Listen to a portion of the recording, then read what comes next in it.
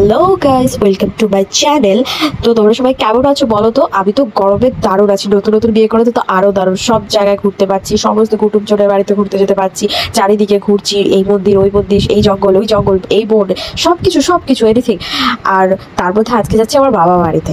আমার বাবা বাড়িটা একটু গ্রামে অবস্থিত, তার জন্য গ্রাম নামটা শোনার পর একটু জঙ্গল জঙ্গল, একটু গাছপালা, খুব সুন্দর একটা ভাব চলে আসে না মনের মধ্যে। তো দেখো রাস্তার চারিদিকে কত সবুজ গাছ। আমাদের এদিকে তো কোনো গাছই নেই। তো গেস করতে পেরেছো আমার দিদাবাড়ি কোথায়? আমি বলে দিচ্ছি, বটগা লাইনে, আকাইপুর স্টেশন কাছে। দিদাবাড়িতে যখন যাওয়া হয় অনেকবারই, আর যখন যাওয়া হয় না তো দীর্ঘদিন ধরে যাওয়া হয় না। এই কদিন আগে আমি ঘুরে গেছি, আইব্রো ভাত খেয়ে গেছি। আবার দেখো বিয়ের পর আবার ঘুরতে এসেছি।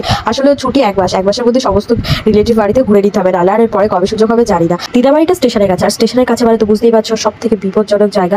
আর একটাই সব থেকে আমার খারাপ লাগে, একটু পরপর এখানে লাইন পড়বে, মানে গেট পড়বে আর ট্রেন যাবে। আর আমরাও এসেছি, আর আমাদের কপালেও সেই টাইমটাই জুটলো যে গেট পড়লো আর ট্রেনটা গেল। তো ট্রেনটা তাও তাড়াতাড়ি এসে গেছিলো, তাই সমস্যা হয়নি। ট্রেনটা চলে যাওয়ার পর আমরা দিদাবাড়ির জন্য আবার রওনা দিয়ে দিলাম। তো দিদাবাড়ির এখানটা হওয়ার একটাই কারণ, দিদা এই জায়গায় একটা দোকান করেছিল মানে স্টেশনের কাছে। সেখান থেকে বাড়ি যেতে অনেকটা টাইম লাগে। এখান থেকে বাবা বাড়ি 2-3 কিলোমিটার। ওর জন্যই যাতে তাড়াতাড়ি আসতে যেতে পারে, তার জন্যই এই স্টেশনের কাছে একটা বাড়ি করে নিয়েছে দিদা। সেখানে দিদাই এখন আপাতত থাকে।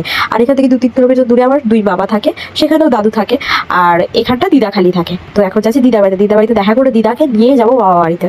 এখানে একটা স্কুল আছে, তাই স্কুলের সমস্ত ছেলেমেয়েদের ছুটি হয়েছে, তাই সবাই একে একে যাচ্ছে। আমার স্কুল লাইফটার কথা মনে পড়ে গেল স্কুলটা দেখার পর। আমিও ছোটবেলায় স্কুলে যেতাম, কত ভালো লাগতো। এখনো ছোটই আছে অবশ্য, বড় হয়ে গেছে, আমার নিজেরও বড় হয় না, বিয়ে হয়ে গেল। তবুও আমার মনে হচ্ছে আমার মনটা যেন ছোটই রয়ে গেছে।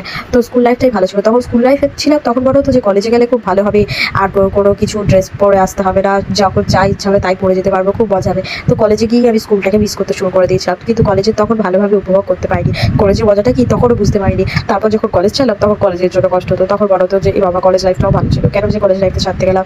এখন খুব মিস করি। আর আমার বন্ধু দুটোকে, কেদার আর ঋষিতা, ওদেরকেও খুব মিস করি। হ্যাঁ, মাঝে মাঝে দেখা হয় ঠিকই, কিন্তু সেইভাবে আড্ডাটা হয় না। তো বলতে বলতে দিদা বাড়ি চলে এসেছি। দিদা গেটের কাছেই ওয়েট করছিল। দিদা দেখো হাসতে এসেছে। দিদার আসলে শরীর খারাপ, তাই রেডিও হতে পারিনি। আর দিদার দাঁত তো একটা ভাগা, তো সেটা বাঁধানো ছিল, সেটা দিদার শরীর খারাপের চোটে লাগাইও নি।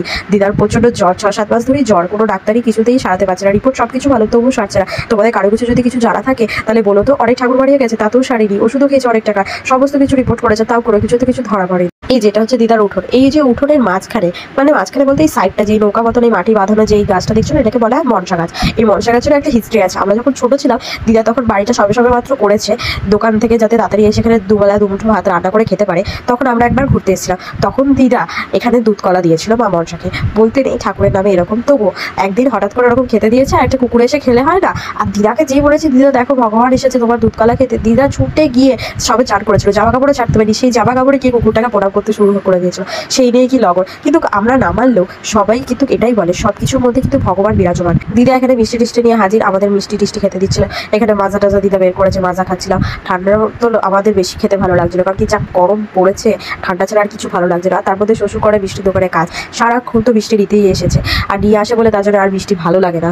এখন আমার শুধু এই মাজাটাই ভালো লাগছে। শ্বশুর অবস্থা প্রায় দিনই মাজা, স্পাইট, লিমকা এগুলো আনতেই আছে, তবুও জানি না কেন গরমের মধ্যে আমার এগুলোই খেতে ভালো লাগে, মিষ্টিটাও অত ভালো লাগে না। তো এখানে দেখো কিছু পাকামি করছে, ভিডিও করা দেখে। আর দিদাকে দেখো, বাবারে বাবা, দাঁত নেই, গালে বাঁধানো দাঁত, তার মধ্যে কেমন করে খাচ্ছে। তো কথা বলতে বলতে আরো 2-3 জন মহিলা এসেছিল আমাদের সাথে দেখা করবার জন্য, তাদেরকেও দিদা একটু মিষ্টি মুখ করিয়ে দিল।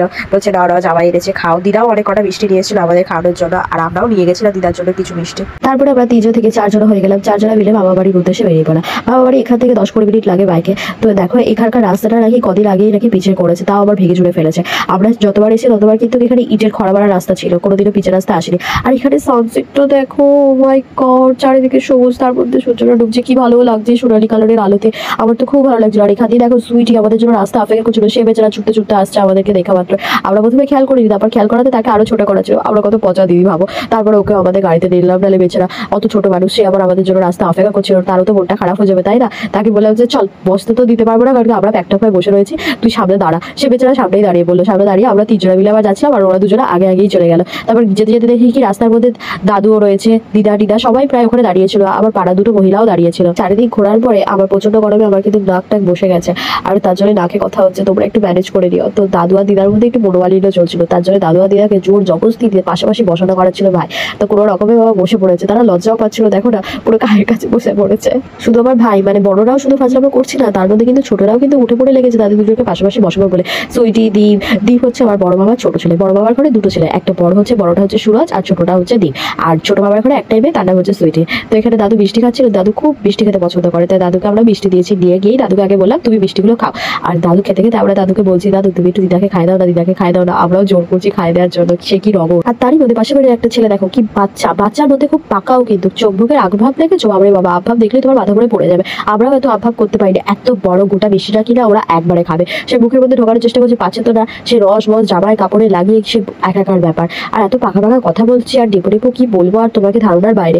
এখানে আমরা বিকেল বিকেল নাগাদ ঢুকেছিলাম, বিকেল বেলায় মানে রাত্রির বেলায় ছোট বাবার ঘরে খেয়ে দুপুর বেলায়, পরের দিন আর কি দুপুর বেলায় বড় বাবার ঘরে খেয়ে আমরা মাসির বাড়িতে চলে গেছিলাম। কিন্তু এখানে এত পরিমাণে বৃষ্টি হয়েছে আর কাদা হয়েছে, তার জন্য আমরা ব্লগে সেই ফুটেজটা নিতে পারিনি।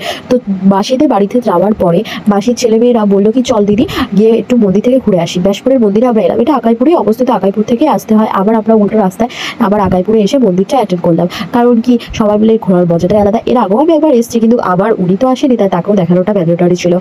এখান থেকে কিন্তু আমরা আমাদের মাসির বাড়ি মানে দীপালি মাসি, পুষ্প মাসি, এমনকি আমার মায়ের মাসি বাড়ি মণি দিদার বাড়িতেও আমরা ঘুরেছিলাম, কিন্তু বৃষ্টির কারণে কারোর বাড়ির ফুটেজটা আমরা ঠিক করে নিতে পারিনি।